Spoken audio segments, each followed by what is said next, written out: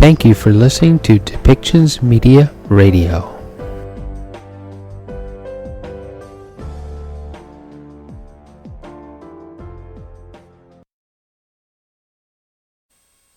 My name is Monique Taylor. I'm the very proud MPP for Hamilton Mountain.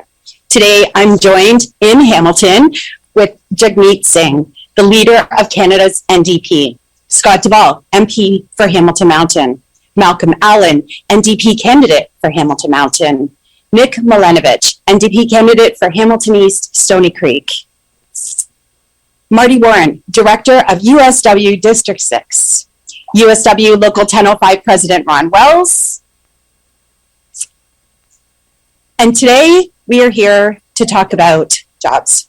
The pandemic has led to the loss of many jobs in Hamilton and right across Canada. Even before the pandemic, things were getting harder for Canadians. It was becoming more difficult to find jobs with decent wages and basic benefits. Jagmeet has been on tour in southwestern Ontario this week to talk about the NDP jobs plan. The plan promises to create 1 million new jobs to put Canadians back to work.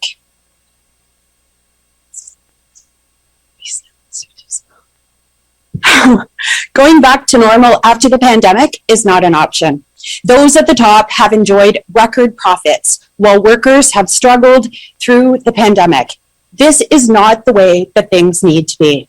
The NDP will help Canadians and Hamiltonians by building better jobs, more jobs, and by protecting the essential workers who got us through the pandemic. With that, I'm very pleased to welcome and introduce to you Marty Warren, Director of USW District 6.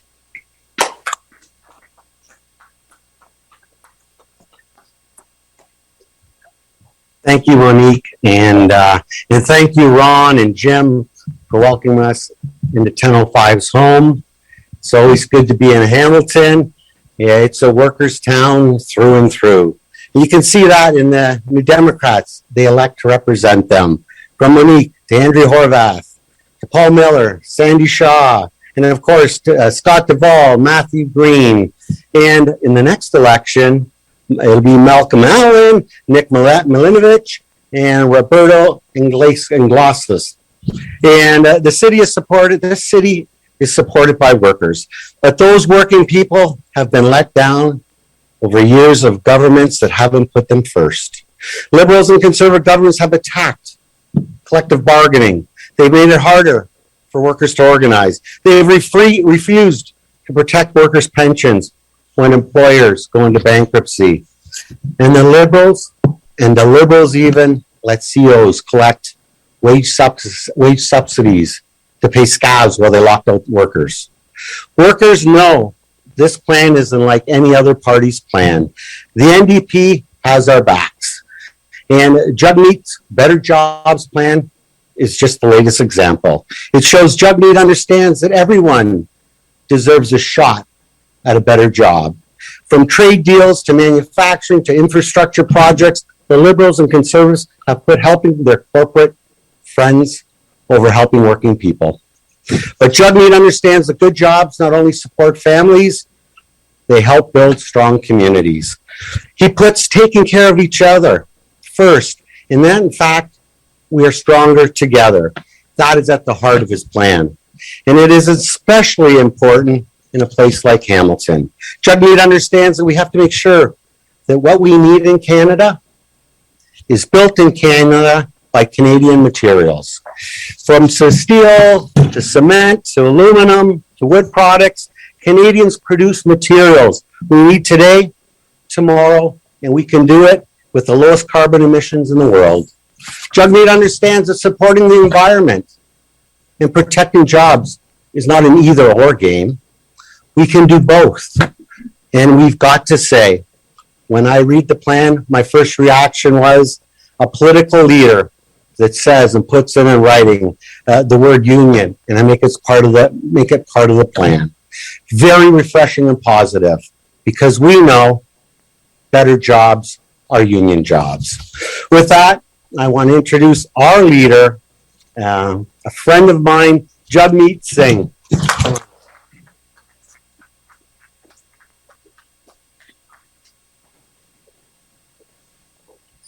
Thanks, Marty. Thanks, Monique. Really happy to be here. And thank you to the local president and local 1005. It's also just yesterday, 75 years, the anniversary for local 1005. So big shout out to the local. For being here for so long, almost a century, fighting for workers, supporting workers. It's incredible. I can't think of a better place to make this announcement to talk about jobs than at a place that's been at the forefront of fighting for workers in Hamilton. I'm joined with my colleagues and future MPs and current MPs, and I want to share with you our plan. Our New Democratic plan for more jobs is distinct from other parties because we start off very clearly by saying, first and foremost, the first step of any jobs plan for New Democrats is making sure we actually protect workers. It's better quality work. We can't just celebrate essential workers if we're not actually making sure essential workers have the supports they need. So the first step of our plan is to make sure those workers have the help they need, that there is universal pharmacare and dental care included in our healthcare system, so those workers don't have to worry about getting benefits and don't have to worry about their health. We want to make sure that we lead by example at the federal level with legislated paid sick leave for workers, so no one has to make the impossible choice of going into work sick, risking infecting their colleagues, or staying at home and not knowing if they're actually going to get paid enough to make their bills at the end of the month. We want to make sure that paid sick leave is a hallmark. This pandemic has shown that no worker should ever have to worry about this impossible choice and should be able to stay at home when they're sick. We want to bring in those protections for workers with a solid minimum wage that means that workers are treated with dignity and respect. And we know that the only way we can move forward with any jobs plan is a jobs plan that focuses on giving workers the help they need. Secondly, we need to build infrastructure. We need to build public transit. We need to build in Canada to create local jobs. And when we're building, the third part of our plan is to make sure we're using Canadian products. We're using Canadian steel, like Canadian steel made right here in Hamilton. We're using Canadian aluminum, Canadian cement, Canadian wood. We need to use Canadian products when we are investing in public infrastructure. Our public dollars should go towards creating jobs in Canada. And we are unapologetic about wanting that to be the way forward. We also know that this pandemic exposed that a lot of the things that we need to keep each other safe, we don't produce here in Canada. We need to be able to produce protective equipment in Canada. We should be producing vaccines and critical drugs here in Canada. So our plan is to also manufacture in Canada to support the infrastructure and the other investments we're going to make. And finally, we need to take better care of each other. This pandemic has shown that our seniors and our loved ones in long-term care were the brunt of the pandemic. That should never happen again. We need to invest more in long-term care.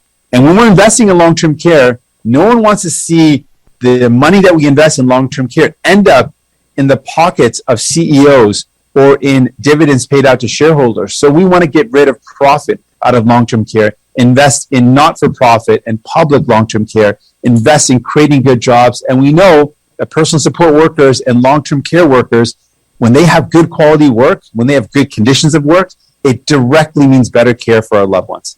We also want to invest in childcare. This care economy is a key way for us to recover, to create a better society, and to take care of workers and to create more jobs. That's our plan. That's our New Democrat plan.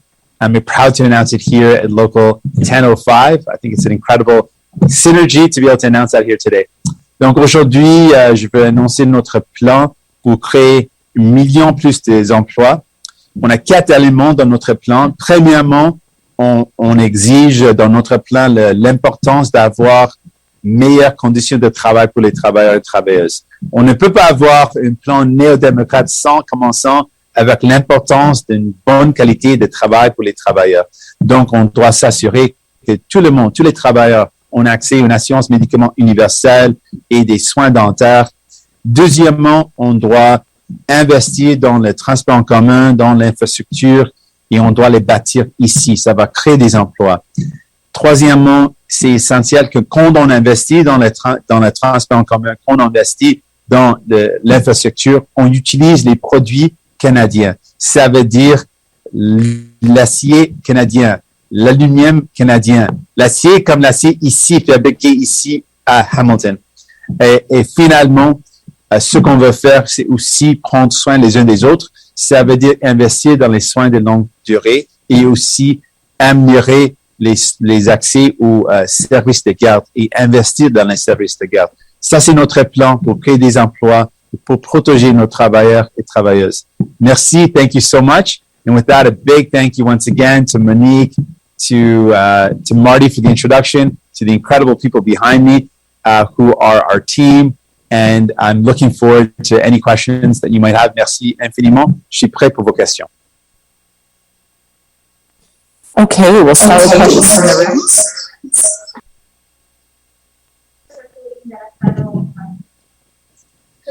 Sorry, my name is Lisa. Could we see your appearance here today as a pre-connected visit? Well, Melissa, you're right. It looks like an election is looming. The snap election, if Justin Trudeau calls one, would be because Justin Trudeau wants power.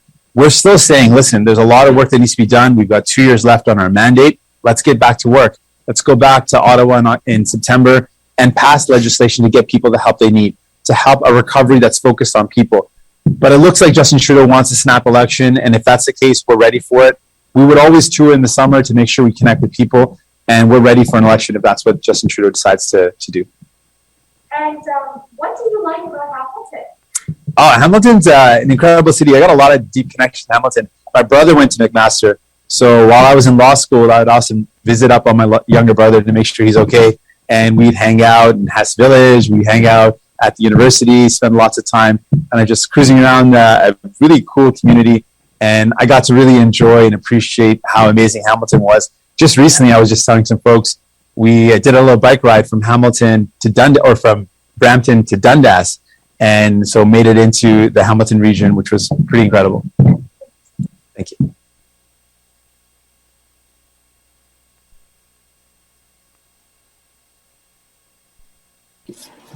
Okay, we'll move now to questions on Zoom if there are no other questions in the room.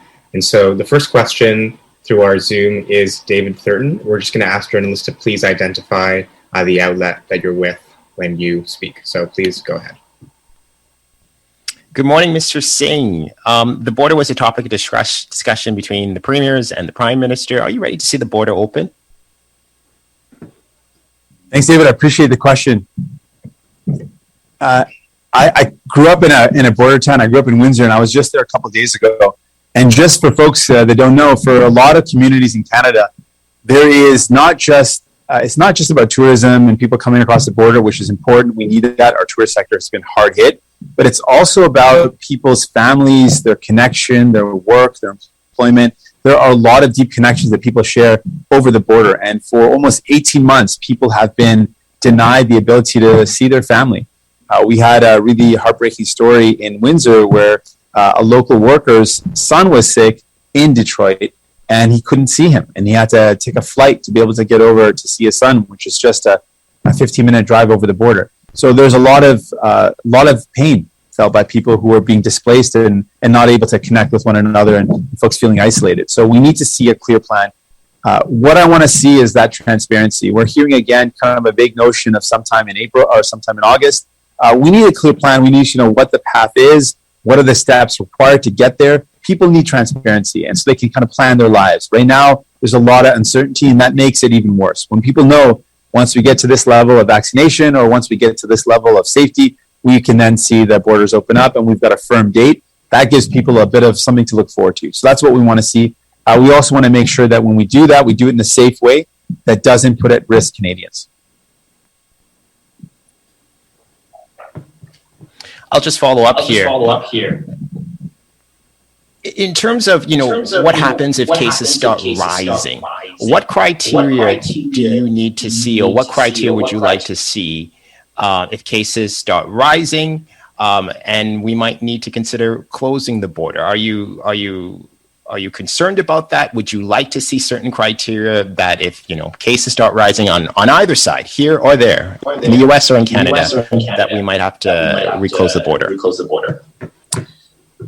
What I know has been really difficult for a lot of people is the opening and closing. That's been really hard on businesses. That's been really hard on people when things open up and then shut down right away.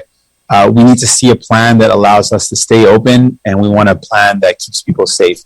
And we want to make sure we're following all the expert advice of public health officials. That's really what we want to see. But we can't have a haphazard approach, which we've seen in Ontario with a Conservative premier who didn't follow the evidence, didn't make the right decisions, opened up, shut down, opened up again. It has been incredibly difficult for a lot of small businesses. I spoke to an owner on the way in, and she shared how difficult it was for her going through those lockdowns and reopenings. And so we need to make sure that the plan is one which is a solid evidence-based plan, keeps Canadians safe, and one that doesn't result in quick changes, opening and closing. That's not going to help anyone.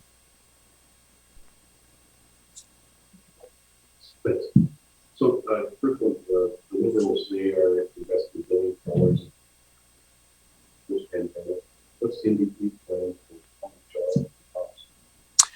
So I really appreciate the question. We've gone through a really tough time, and it's been a difficult time for so many people. Workers have lost their jobs. Small businesses have been forced to shut their doors, and many of them aren't sure if they can open up ever again. So we need to have an aggressive stimulus to create jobs.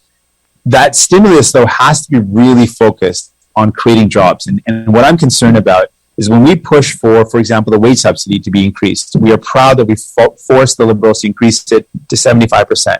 We also said there needed to be a clear stipulation that no company could take public money and lay off workers, or no company could take public money and pay out dividends to their shareholders or increase pay for their executives. We saw other countries put those measures forward. Germany, for example, had very strict measures that any public money that went to a company could not go to a company if they breached any of the conditions that meant that the money wasn't going directly to workers. So that's one of my key focus. We are committed to a jobs recovery plan that puts workers first, that makes sure that workers have good conditions of work, but also one that is directly tied to employment and does not allow for companies to take that public money and misuse it, use it to enrich themselves, their executives, or their shareholders. That's really the big difference between New Democrats. We've called for this from the beginning. Liberals and Conservatives didn't think it was important and didn't support our initiative to bring it forward. And the poll is through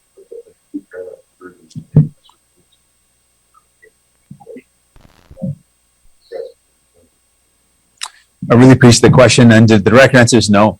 The federal government has not done enough. They've talked a lot. Justin Trudeau's said a lot of words, but hasn't really backed that up with action. We've been saying there's a number of things that can happen right away. We know that online hate is directly radicalizing people, and it has been the cause of some of the horrible incidents we've seen in the killing in the massacre in Quebec City, and in the massacre or the killing of a Muslim man in Toronto. In both cases, the attackers were found to have been radicalized by extreme right-wing and white supremacist websites. Despite knowing that, and despite that being years ago, the Liberal government has not acted to tackle online hate. And that to me is very sad. It's hurtful and it's wrong because people continue to feel the brunt of Islamophobia. We need to make sure that our public resources at the federal level, at the security services level, is being used to tackle the groups that are spreading this hateful message and tackle that as well. There's a lot that can be done immediately, and I have not seen action. And as a result, the Muslim community is really still feeling uncertain and worried and afraid, and we need to do a lot better. Justin Trudeau needs to stop just saying things and start doing some things. Okay, we'll go back to Zoom for the next set of questions. We have another question from David Thurton. So David, please go ahead. Mr. Singh, I just want to come back to, the possibility of closing the border if cases rise. Just so I get you on this clearly, should the government be open to the possibility of having to, reclose the border? Should that be part of their plan that you really want to see, a detailed plan that you really want to see? Should that be an option if cases get out of hand on either side? Thank you for the opportunity to clarify on that. Yes, absolutely. That should be that is always a potential scenario where we might have lockdowns in the future if cases get really high in general. And with the border as well, we need to be vigilant. If there's cases that increase, that we need to be aware of that. But what I want us to do is to make the right decision so that we are not in a situation where we're opening and closing, shutting down and reopening. Ideally, if we make the right decisions, if we follow through with the public health advice, that we are in a position we are going steadily towards opening and not opening and closing. That would be my preference, but we need to have contingency plans in place. So yes, we should have plans that include if there is a serious outbreak and if there's a serious risk to Canadians, we need to be able to move quickly with some clear decisions. What would your plan include? I know you're not in government, and it's hard to kind of formulate a plan when you don't see all the data. But I'm just wondering, what would your plan include on the border? Well, on the border, one of the things that has been lacking is really transparency. I'd be very clear about why we're in this position right now, what we need to get, what we need to achieve in terms of vaccination before we can reopen, and then what the clear timeline is, clear dates. Really, the problem is that a lot of families that I've spoken to are just saying, well, when, and what do we need to do to get there? And so you can kind of see it happening, and then families will have a bit more a sense of security, a sense of knowing when it's going to happen. It's really the lack of clarity and the uncertainty that's made it so hard for families. They want to know what's going on, and they want to know what it's going to take before things open up and when that date will be. So those are the things that I would be very, very, I'd make a priority and make sure that we're very clear on. People want to know that and deserve to know that. I'll now ask journalists again on Zoom if they have any other questions to please use the raise hand function at the bottom of your screen. And if you have a question, please use the raise hand function at the bottom of your screen. There are no other questions through Zoom, so we'll go back to the room. How would you address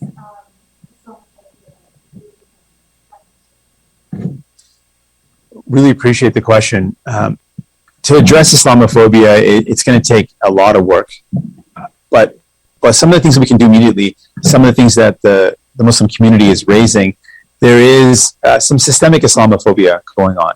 And we see that in the suspicion that the federal security services have towards Muslims. We see disproportionate cases where the CRA investigates Muslim charities. Muslims are investigated by CSIS disproportionately. So we see that happening, but there's not the same, so one, that has to stop.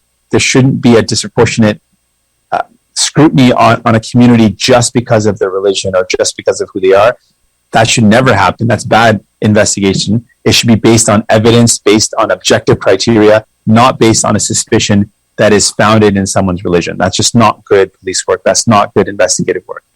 And what that does is it bolsters the notion that there is something wrong or something suspicious about Muslims, which feeds into Islamophobia. So that's one thing.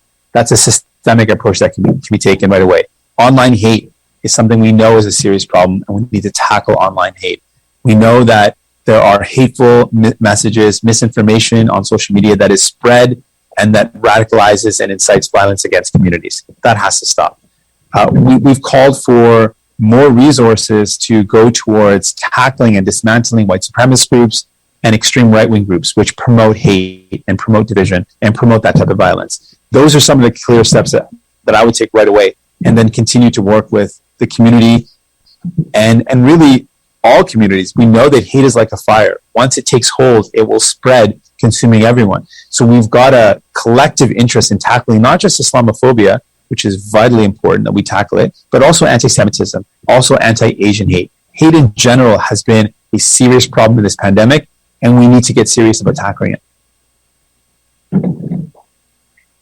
Actually, yes, everyone just went through political statutes, which is now happening to address the issue.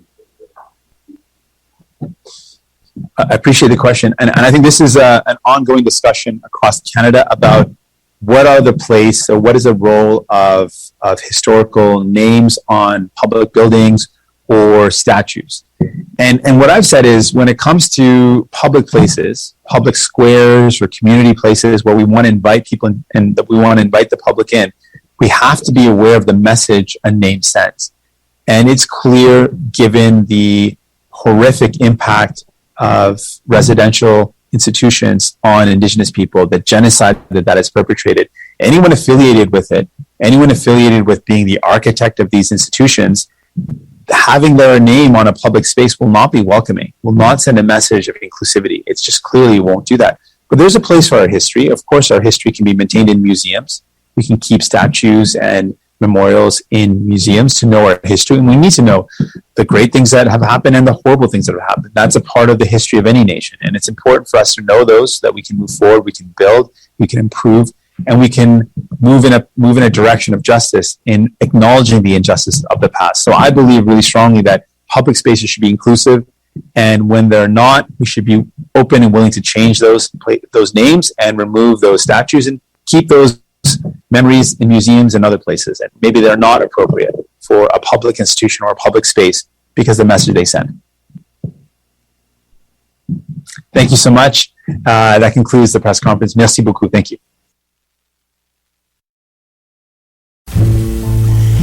Thank you for listening today, and thank you for supporting us with our sponsors.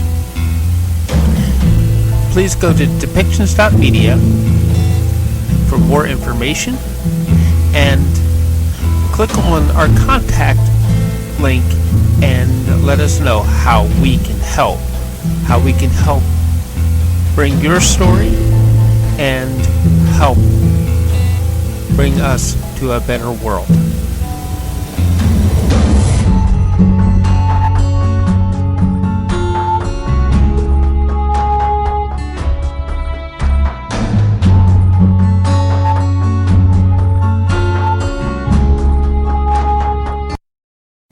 This show has been produced by Depictions Media. Please contact us at depictions.media for more information.